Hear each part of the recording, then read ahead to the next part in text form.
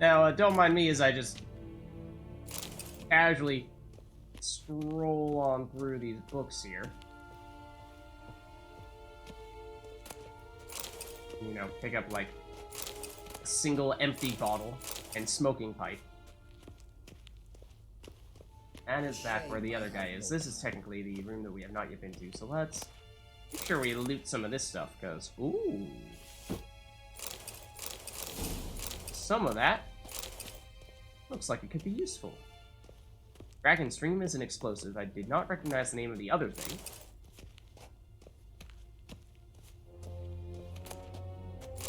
There's so much reading material. Most importantly, there's apple juice. We're good. I'm gonna have story time at some point. And a rusty bread knife to go along with it. I'll have some cheese and crackers. Wash it all down. Wash down the knowledge, that is. Letter to Yennefer. Ooh. That intrigues me. That's the picture of Ciri. Scars healed nicely. Yeah. Are both pictures of her? Yeah, there aren't any scars on her face. When we saw her in the dream, she had lots of scars. Did I looted these? We may have looted them. Okay. Can we go through this way? No. Let's talk to the guy that she said we ought to talk to, which I believe was this dude. Ambassador Varatra. Yennefer suggested I ask you about current events, the war and so on. Of course. The Emperor's servants should keep no secrets from each other, if you will. Still not so keen on being referred to in such a fashion. Oh, what are we doing here? Emperor's servant should keep no secret.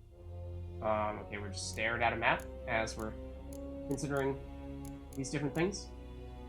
So I have no idea what or where Skellige is. So let's maybe start there. Skellige. Skellige? Nothing. The islanders pride themselves on that, don't they? Doing everything according to tradition, as their forefathers did. And like their forefathers, they quarrel with each other, pillage, occasionally attack our transports. This is cumbersome, but nothing more. Skellige has always been a footnote to history, and so it shall remain. Sound awfully confident. What if King Bran manages to unite the Jarls? Lead all the clans against so your they're fleet? Vikings. King Bran's Sort of. a feeble old man. From what I know, he barely remembers the names of his own vassals. Uniting all might prove difficult. I think Jarls are Viking leaders. I don't know. I didn't actually play Skyrim. I'm sorry, guys. I don't know. Any news from Novigrad? Is the free city still free? Yes, Just a city? although everyone knows this won't last. Radovid is in Oxenford, and the Oh. Emperor is here in Vizima, at Novigrad's doorstep, both. And both require coin and ships. Novigrad can provide these. So Novigrad is Which a is why city the mood in sandwiched the between city is Redania and Vizima? Rather, Or in well, what was on formerly Meaning? Temeria? How do men deal with fear? They seek reassurance and scapegoats. The Church of the Eternal Fire understands this perfectly, and so it promises to improve the lives of its flock by pointing out the guilty. Oh. Who started the war? Who profits from it? Why, it's obvious. Mages, elves, dwarves, in a word, any and all deviants. I've been stationed in Novigrad for 13 years. First as a consul, then as ambassador. I've seen a great deal. Cruelty, cynicism, greed. But what is happening there now concerns me greatly. Okay. Velen also never really heard of. So I think we're just looking at a high level here with that map. I mean, I was about to try to talk about that map and then take it away from me. The blue stuff at the bottom, I think, is the Empire. That's these guys, basically. The islands to the west are the Skellige Islands, like we were saying before.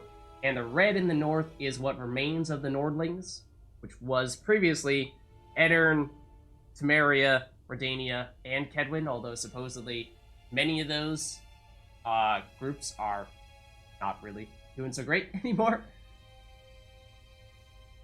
I don't know what the deal is with Velen. Is that the purple way up north? In Velen? As bad as ever, perhaps worse. This land never flowed with milk and honey, and now it flows with blood. We zoomed in here for Novigrad as well. Several times, trampling fields, looting granaries, burning villages. Famine grips the populace. So how's ruling that earthly paradise going for you? Not well, is that to be honest. the capital of Our forces are spread thin as it is, and Velen is chiefly swampy forests that are difficult to control. We've had several patrols never return to their camps. No, Thus, surely not. We've temporarily delegated authority in this region to a certain Nordling, a former low-ranking officer in the Temerian army, one Philip Strenger, better known by his nom de guerre, the Bloody Baron. Yeah. I advise you well. Avoid him. Yeah, we're probably gonna run into. How's the war going? I mean, apart from the fact that Nilfgaard's triumph is imminent. I assume this to be a private conversation.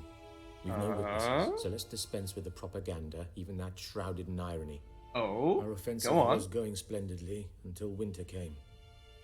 Edirn was in such disarray that we encountered no resistance. We had reached the Pontar before the first snows. Only a weakened Kedwin remained, and Radovid's Redania, which had ignored the rest of the North's pleas for help. We thought they'd sue for peace, perhaps even submit to vassalization. We waited for spring, certain of victory. Radovid? Submit? Yes. Maybe not. I hope I agree. Radovid sent no peace envoys, nor did he advance on our positions. Instead, he trudged over the snow-bound Kestrel Mountains and attacked Kedwin, his ally. Well done, Radovid. Took the Kedweni completely by surprise. King Henselt fought on the front line as always, and that is where he died. Oh, His soldiers Henselt lost is the dead? will to fight. They joined Radovid's ranks. So Kedwin is And basically so by no more. spring, It's all instead of two all weak Radovid and enemies, Redania. we had only one powerful one. Note of admiration?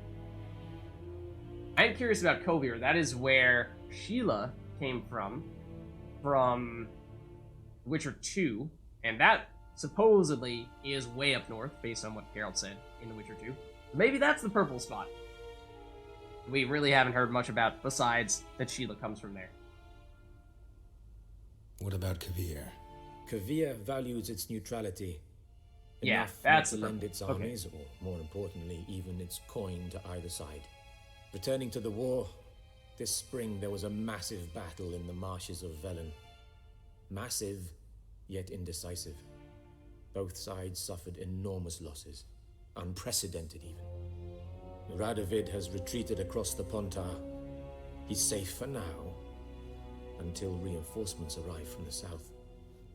Then Emperor Emir var Emrys will deal with him once and for all. Couldn't you just go home? Save everyone a lot of marching, not to mention a few human lives. I'm afraid the stakes are too high to fold now. We can only go all in. Yeah, okay. Sounds like that's everything then. Yeah, the red is now all Redania, because they've taken over Kedwin. The dark bluish stuff at the bottom, like we were saying before, is Nilfgaard, and then the purplish stuff at the very north is Kovir. We've now confirmed. Thanks for your help. Think nothing of it. May the great sun light your path. Yeah, see, about that, I'm not really feeling it.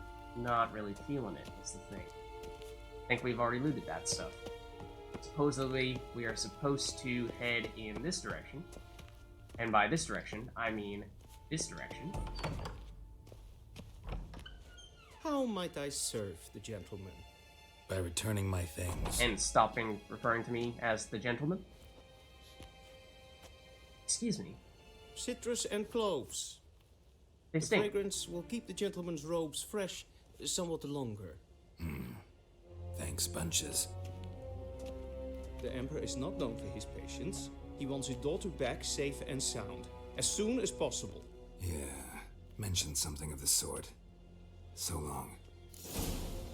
Then we just turn around and punch him in the face. I'm sick of you guys. I don't want to save your Emperor's daughter. Okay, and yeah, it looks like we have a bazillion quests here that we've just picked up. But I'm wondering, given the hour, it feels like this might be our best stopping point, because it seems as though we've certainly just opened up a new world of options to us, having traveled from, what was it, White Orchard? I don't remember what the name of the previous town was, into Vizima now, and we know that we are supposed to try to track down the Emperor's daughter, Ciri. And if we look at our, well, I suppose we only have one primary quest here, the Nilfgaardian Connection, traveling to Velen. And it is just that, oh, well, yeah, I guess we won't be here for long if we are truly to be on the road. So maybe let's talk to this guy and then we'll hit the road. This guy seems to have an exclamation point above his head. Oh, Gwent! Okay, that's a good way to finish things off, right? We were talking about it earlier. Only one way to finish it. Actually, hold on. See you. We did purchase some new cards. Remind me how we... I think it is on this menu. Okay, I get it. We can look at continents on the world map. Could you just, like, maybe, you know, stop prompting us with that? Okay, ready? I'll go to the world map. Press Y. This is really cool. Velen is no man's land. That is the place that we were talking about a lot earlier. I see half Temerian signs and half... I'm not sure what that tree is on the left side there. Royal place in Vizima with the shield from the Nilfgaardians. White Orchard. Well, White Orchard has that tree sign, it seems. We don't know who that's supposed to be. Britannia? I don't know. And then up north, Novigrad. It looks much bigger here than it did on the map we were looking at not long ago. To return to the map of the region when you are currently located, press Y. Okay, we can theoretically do that, except I'm currently pressing that button and you're not allowing me to do that, so, okay. Open the map of a given region, move the cursor over that region, press A. Okay. When there's the Skellige Islands. Oh, we even have, we have descriptions of them. It says what level we ought to be when we go there. That is cool. I like that. Kaer Morhen is way up there. That is technically, I believe in Kedwin, or at least was in Kedwin. Don't know at this day and age what it is. Ooh, that's way down south. That's probably where the Nilfgaardians originally came from, or close to it. Vassal Duché of Nilfgaard, widely considered a beautiful, fable-like land where everyone is eternally tipsy. Okay, so that's interesting. Don't get me wrong, but I think that's all stuff for next time. What I wanted to do was just look at our Gwent deck, make any upgrades from the cards that we recently purchased, and then let's play this guy in Gwent, and that will be our way of wrapping things up for today. So, let's see, we purchased the Decoy, which I think is good? I don't know. Remind me what it does? Oh, apparently I threw it in. So, it's in there now.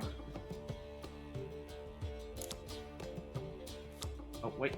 Had it for a second there. When you run out of peasants, decoys also make decent arrow fodder. Swap with a card on the battlefield to return it to your hand. Okay. Okay. I could potentially see purpose for that, but again, I'm so new to Gwent that don't really have a great sense as to what the best option is.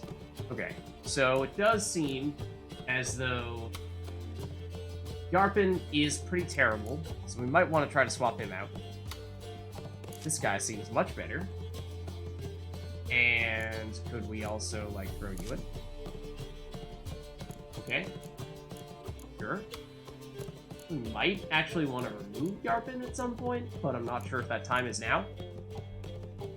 Oh, we should put the catapult in probably as well. Okay. Are we allowed to have this many cards in our deck? I feel like we have too many cards. There must be a limit on how many you can have, right? I don't know. Alright, let's give it a shot. Let us Gwent. Okay.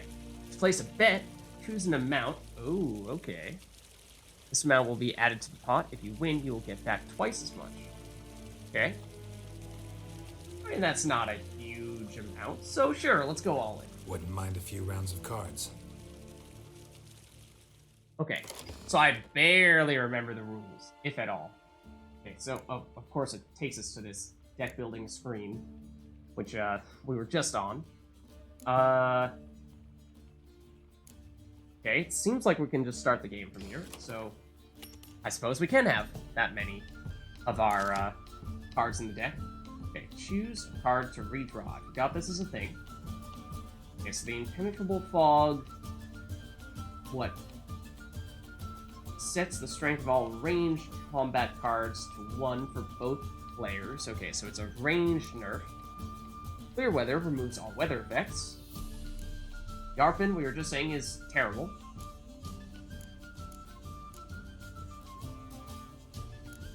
Wait, so we're basically, by redraw, now I'm being a little bit silly here, but by redraw, that means we're actually, like, not getting this card in our initial hand, is basically what that means, right? Yeah, okay. So, I got rid of Yarpin, because, as I was saying before, not a huge fan of his. I think he is rather weak. A lot of siege weapons. Like, a whole lot of siege weapons.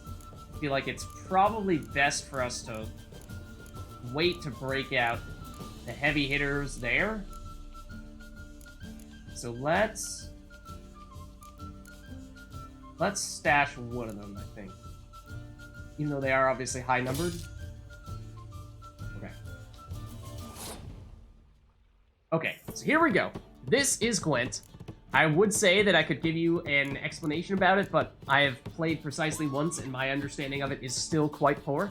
Basically, if I'm gonna give this an attempt, we have these cards in our hand, and these cards have, let's see, can I look at them specifically? They have that number there in the top left corner, as you can see, the 8 on the catapult, which is the strength of that card. We will take turns with our opponent here, placing cards and trying to get the highest total strength. So if we place this catapult, we have 8. If we then place another card that has a 5 on it, then collectively we have 13. And whoever has collectively the highest strength wins the round. Then, once the first round is over, we go on to the next round. Whoever has the most strength in the next round wins that round. Best 2 out of 3 wins. That's like the super simple version of it. Then, to go into a little more detail, there are 3 rows. There's the melee row here, and there are some cards, you can see the ones that have the sword on them, like this is Stennis here, has the sword. There's the bow, the ranged row. I guess that might be a crossbow. It's like this guy is a bow dude. I'm blanking out on her name. You should know this. Sabrina Glevisig. She's a mage, but technically falls under the range category, and then in the back row are siege weapons. So basically, anyone that you have that has a sword label on them will go in this row. Anyone with the bow will go in this row. Anyone with that siege weapon indicator will go in this row.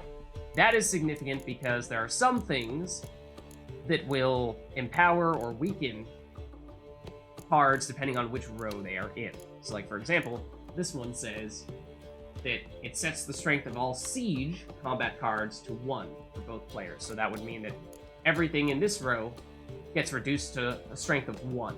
So if we put in, a 6, and an 8, we'd be investing a lot in getting some strong siege cards out there. But then if someone were to, say, turn them all to strength 1, then suddenly we are significantly weakened. So that's sort of where the strategy starts to come in, and that is about the extent of my knowledge. That's pretty much all I know. So I think here I'm gonna try, because on our first attempt, we succeeded. Oh, I see that someone followed. However, I've not properly set up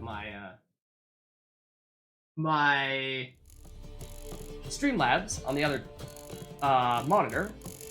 Oh dear. And therefore did not see the name, but there we go. Yina Na, thank you very much for the follow. Hope you're enjoying the stream. Yeah, so I basically, like I was saying, I have little to no understanding of how to play Gwent, but I did win the first game that we played. So I'm going to use a similar strategy to what we used in the first game. Maybe it was luck, maybe it was a good strategy, I don't know. What I'm going to do is I'm going to deliberately start by playing weak cards. I'm going to play a 1.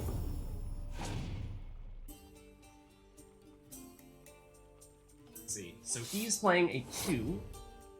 So we played a 1 in the siege area. He played a 2 in the melee area. Can I read your card? Let's see. Place next to a card with the same name to double the strength of both cards. So there are some additional effects like that some characters have, some cards have. This does give +1 to all siege weapons. So, like, theoretically, we might have had a reason to try to wait it out and make sure that we played it in the same round as using all these other siege weapons here, which I don't think we're going to end up doing, because what I'm likely to do is actually deliberately lose this round.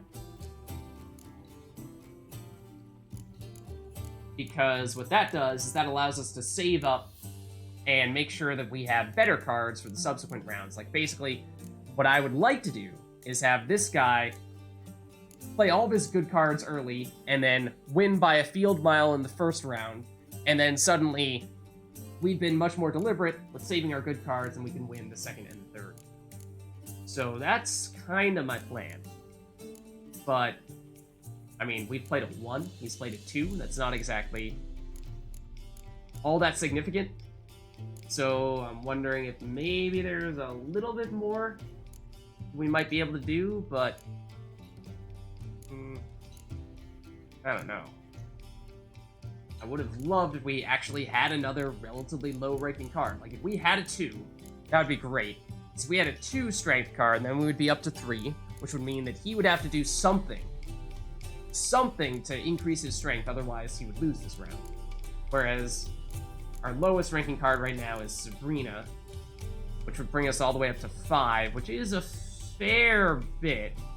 And then I feel like we're at risk of over-investing a little bit in this first round. So that's my thought process here. Again, I know nothing. So I feel like maybe, given our surprisingly maybe too good of a hand, I'm gonna play Sabrina. So we are now leading this round. So he does need to do something if he wants to continue to hold on to the lead, which he has done. And if we had something to weaken the melee row, that would be amazing right now, because when you weaken a specific row, it does affect it for both players. So we have nothing in the melee row, whereas he has everything in the melee row right now. So if we were to weaken the melee row, he would get nerfed big time. We would be unaffected. Conversely, if someone were to weaken the range row, we would be kind of screwed, because we'd be losing or weakening our strongest card, whereas he would be unaffected. So he did take the lead there. So he has, like, kind of sort of continued to invest further into what amounts to what would be a winning round for him. I would really like if he were to, quote-unquote, over-invest in this round so that we have a strong advantage going forward. But I'm not so confident that that's going to be the case, because we have to commit pretty hard. So we don't have any small upgrades from here on out. It is only big stuff, 5 or more. So I think we actually pass here, which means we are basically committing to having only, at best, 5 strength, which means that unless this guy, like, deliberately handicaps himself, he will win this round. So I'm gonna do that. And it is truly waving the white flag here. For that round at least. I didn't see what that card does. Uh-oh. Wait, what are you doing?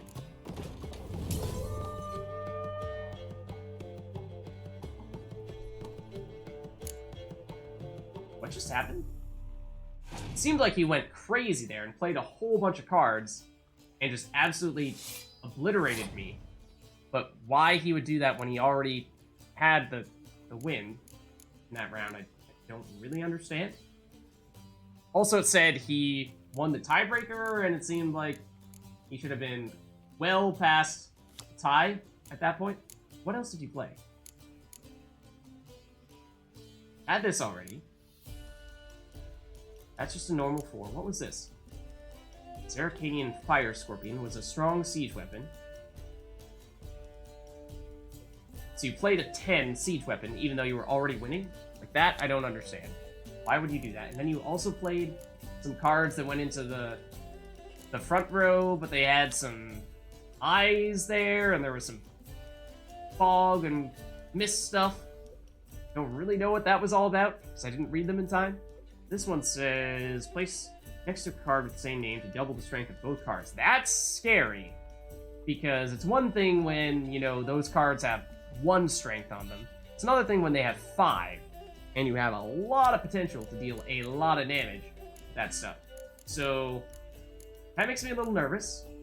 Also, we don't have anything to weaken the melee row still, and he is still investing very heavily in the melee row. So I think we play a melee card here. And that's kind of like our... Wait, what is the eye? Because Stennis has an eye. Place on your opponent's battlefield, counts toward opponent's total, and draw 2 cards from your deck. Oh, that's what it was. Oh, okay. Okay. So he placed 2 spies, which actually raised our strength, but in doing so allowed him to draw additional cards. So that is a pretty strong counter for what we were doing. So that makes me more nervous. Also, I'm realizing that playing Stennis in that case means that we would be making our opponent stronger and giving him a 10-0 advantage, which is probably not something that we want to do right now. So on second thought, let's play this guy. So we're a tie at the moment. It does seem like Nilfgaard, based on what we were seeing earlier, may automatically win ties. Is that their thing? Look at 3 random cards from your opponent's hand. No. He has that ability. Oh, what is... We can... Wait. Pick an impenetrable card... Impenetrable fog card from your deck and play it instantly. We do have one right now already, I believe. Oh no, torrential rain, impenetrable fog is the one that nerfs range. Okay, so we very much don't want that right now though, so that's not really gonna help us. And what did this guy do? Doubles the strength of all units cards in that row. Limit 1 per row. That sounds crazy strong, because you were putting everyone in the melee row.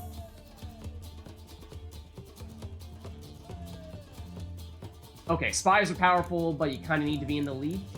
Yeah, like this seems like a bad time to be playing a spy, unfortunately. So it seems like we are in a pretty bad place right now. Feels like... I suppose if we play a 6, we are technically still in the lead. So I feel like we ought to do that and not go all out and play the 8, because we might need to hold on to that for the last round.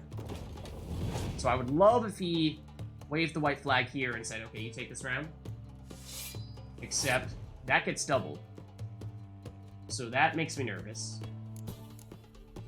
Still playing stuff in the melee row. Yeah. It's like if we played Stennis in the first round, we should have played Stennis in the first round. Because if we were deliberately losing the first round, then it doesn't matter how many, how much strength our opponent has. We just want as many cards as we can possibly get. And, winning or losing by 1 is the same as losing by 6. So we should have played him earlier, but I didn't even realize the spy thing, so that was definitely, I think, our biggest mistake, probably. So, in that case, not sure what else we can do other than playing this siege weapon that will bring us up to 17, giving us a 1-point lead. And because we can't lose this round, otherwise we lose, so we can't be picky. We don't really have much choice. And this is just looking really, really bad right now, because now we need to play the 8. And that is the only card we have remaining that will deal damage for our own side. So we're gonna hopefully win this round, but then we will have quite literally nothing the next round. So our strategy has backfired. For sure. Now they're retrieving one of their cards. Oh, tell you what. Okay, so we're winning by 13 now.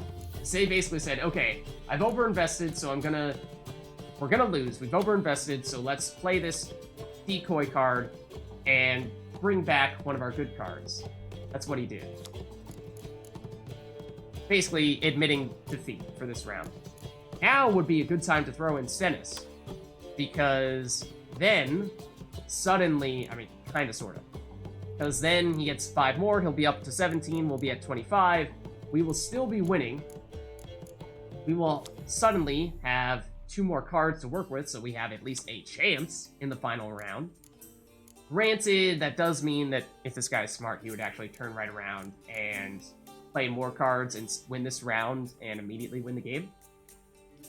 So that's actually, it's a risk, but we're gonna lose the last round if we don't do this. So this is our only chance of winning. It is still a risk. Let's give it a shot. And that is not the card we wanted.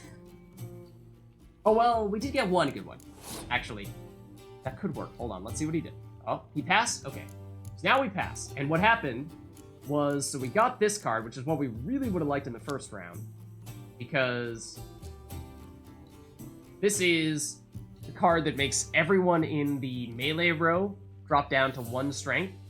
So that would have, given how he's like only playing things in the melee row, would have basically decimated him. And we did, however, also get a 5 damage character, which we're very much going to need this next round, because that's our only source of damage for the next round. So we'll pass here and take the win on round 2, but we are in a bad place for the last round. We do get an extra card. Oh, I forgot. We get an extra card because that's what Temeria's thing is when you, or the Northern Realms thing is when you win a round, you get extra card draw. So that might be just barely enough to pull this off. I don't know. We got Blue Stripes Commando, placed next to a card with the same name to double the strength of both cards. We unfortunately do not have another Blue Stripes Commando, so this is probably not going to go so well. Pretty much our only option. Well, okay, let's start with him. I expect our opponent to play something in the melee row, probably with more strength. Yep. So what we could do here is we could deliberately nerf the melee row. I think we do that. It drops us both down to 1, and we'll make any future cards that our opponent plays in the melee row also 1. Which, given how it seems like he has only melee cards, that might mean that this is our trump card right here, might be the only thing that we need. But I'm not entirely sure. Just make sure this is the right one. Close combat row? Yeah. Make sure that we're not accidentally weakening the wrong row here. So let's do this. I'm gonna drop everyone in the front row to 1. So I'm hoping... With Cynthia, how dare you? I hate Cynthia. The burning passion. Now, unfortunately, we cannot nerf the ranged row, because that's where our only significant damage is going to go. So we will have a 1-point advantage here, but you know, that's going to be pretty short-lived, I think, and our opponent is probably going to either tie us or take the victory here. Oh, you doubled the range row. Okay. Could we deliberately... I don't think this is actually going to work. Could we deliberately set the strength of all ranged combat cards to 1, dropping us both to 1 in the front row and 1 in the second row, so we're each sitting on 2 total. So we would be tied, but based on what I saw earlier, I thought it was that Nilfgaard automatically wins ties, in which case we would still lose, but it's better. It's closer to being a victory, at least. I think we've lost, though. I'm pretty sure we've lost. Unless, hold on. Moves all weather cards. Like, maybe there might have been a really clever way to remove one, or play one of the weather cards, only to later remove it, and then play one more weather card after we've removed, I don't know. The order of operations could have maybe been different, and that might have changed things up. But I'm kind of doubtful that that would have been enough to make a difference, so I think we still play this. It's our only chance, but I still think we're going to be, at best, tied, and even if that's true, I still think we lose. Oh, and she still gets doubled for 2 total damage. So unless you want to, like, you know, play a card, a spy, that gives us stuff, then that's not going to, you know, nothing's going to help us here. So we, unless there's, like, some magic thing that we can do here that we have not yet done, we've lost. So I'm going to use our leader ability, but it's not going to do anything, because what it does is it basically makes it so that all the cards in row 2 get reduced to 1. We did that last turn. I'm going to do it just because we can. It does give us an additional turn for our opponent to maybe play some spies and actually give us strength, but no, alas, our opponent did not do that. I will continue to play cards that do nothing, in hopes of our opponent being an idiot. That probably will not happen. It has not happened. And we are only losing by more. So, yeah, we've definitely lost. Alright, and now I will remove all the weather effects that were making things look a little better than they actually are. So this is going to make it really bad. But, again, we're going to play it because otherwise we just definitely lose. Now we still definitely lose. But we played cards trying. Blah! Okay, so that's our second round ever of Gwent, and it did not go so well. Granted, we paid 10 coins in that, and so, you know, it's not like we lost our life savings. I'm tempted to try to play him again, but I just feel like I'm not sure that we have much that can beat him, other than, well... Okay, if we had drawn the card that allowed us to nerf the melee row in the first round, then we might have been able to win. But it just seems like this guy's cards are generally better than ours, so... feel like, you know, 8 times out of 10, 4 out of 5, he's probably going to beat us. So we can give it another shot, but I'm not terribly optimistic.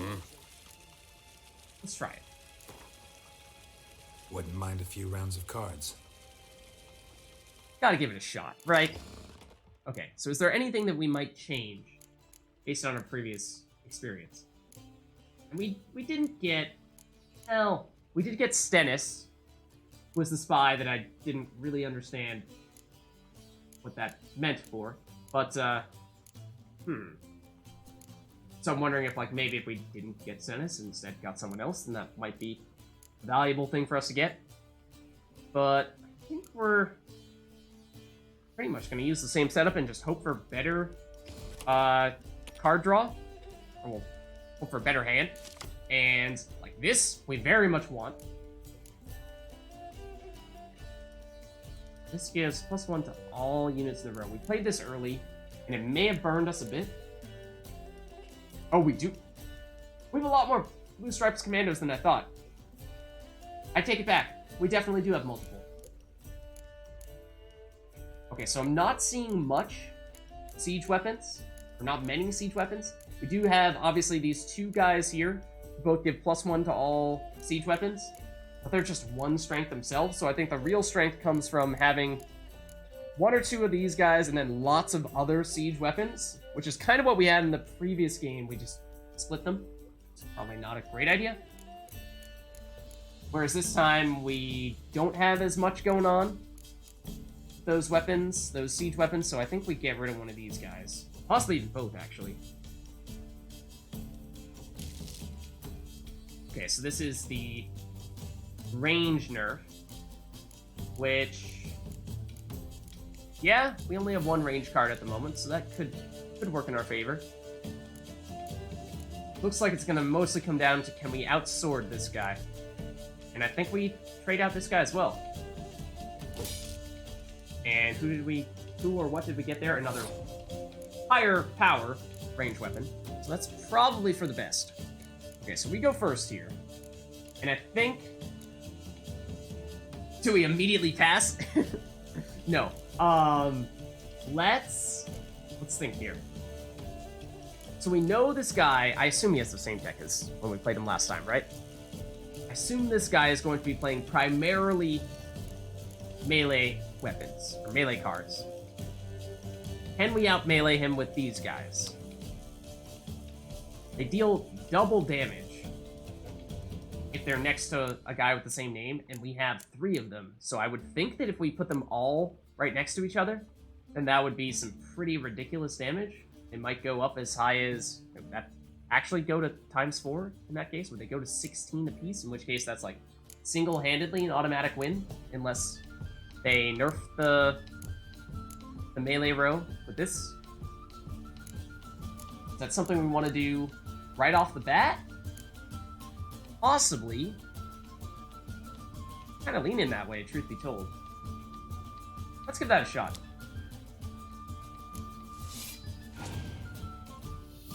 Let's see. So yeah, you have some strong melee cards yourself that are of a similar nature, but we definitely have them next to each other, giving us the extra strength. Will you... what? Oh, that's a spy.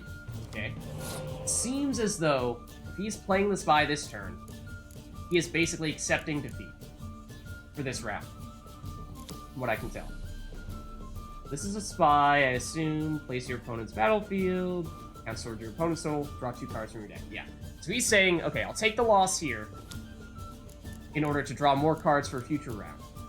And it's a little unfortunate because, you know, we did end up splitting our double strength guys, but then again, we only needed to use 2 of them, and we were initially thinking we might need to use all 3.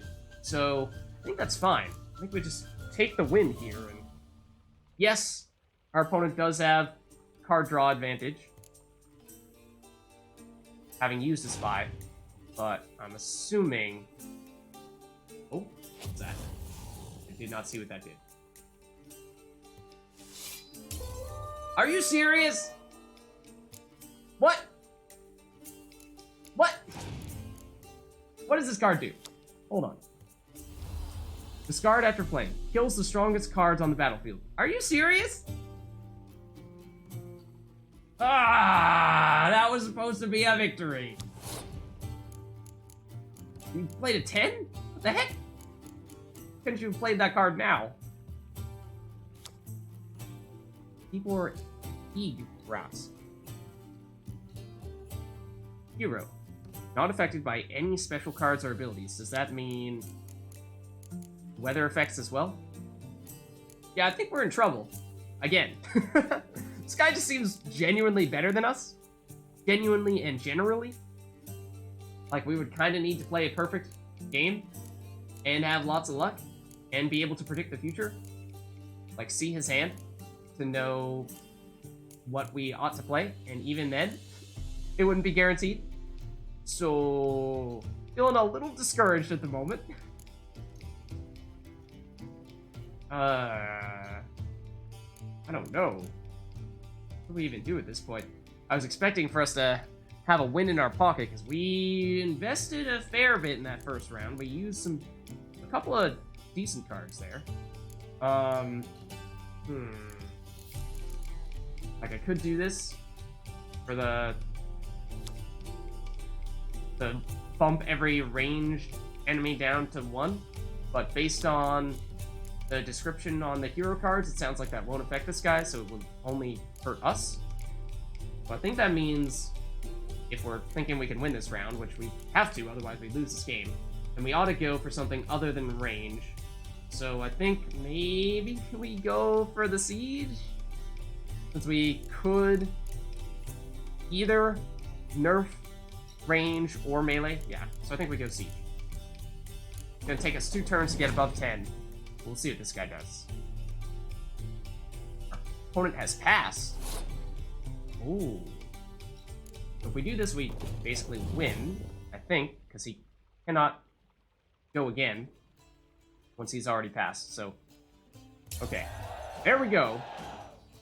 We're at least tied for this last round. And we do get an additional card. And it is completely useless because it is a duplicate. And it does not serve any value as a duplicate.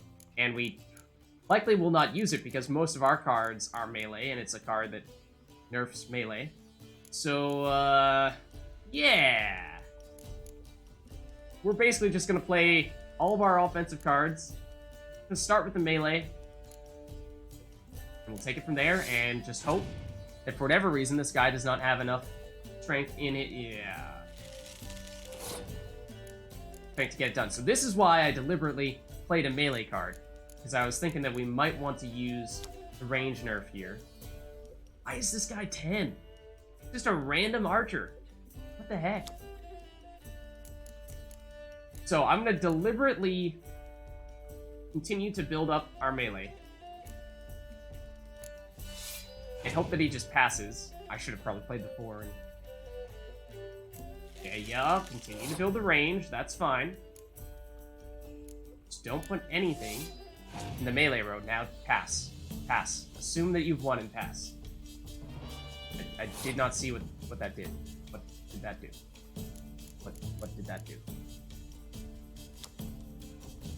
Look at 3 random cards in your opponent's hand. Okay? So you know what's in my hand. Yes, but like, you're a computer. So, are you actually going to do anything with that information? Okay, make sure we press the right button here. Make sure we use the right card, because we can either destroy our hand or our cards or destroy our opponent's cards. And we should destroy our opponent's cards, and that would mean playing this. To lower each of those 10s to a 1, putting us in the lead. It does mean that our 5 is going to functionally be a 1 as well, if and when we put that on. And, yep, you use that to nerf the melee cards. We are still technically leading by 1. We can lead by 2 if we put this guy down. And it's the only thing we can do at this point that makes any difference, so sure.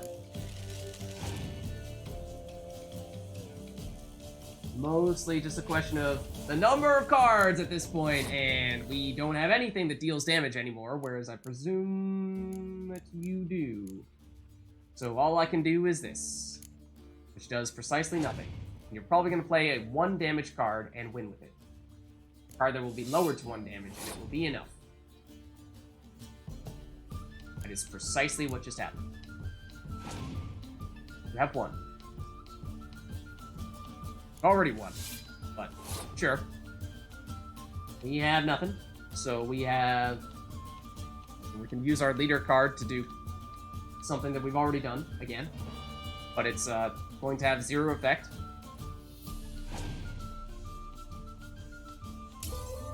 Which means that we lose. This guy's hard.